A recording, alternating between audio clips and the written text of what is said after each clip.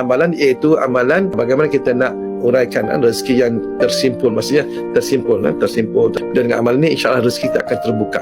Ini yang merupakan amalan yang Rasulullah SAW bagi kepada Muaz bin Jabal tu semua, insya-Allah. Ayat 26, Qulillahumma malikal mulki tu'til mulka man tasha wa tanzi'ul mulka mimman tasha wa tu'izzu man tasha wa tuzillu man tasha biyadikal khair innaka ala kulli syai'in qadir. Itu ayat 26 surah Al-Imran.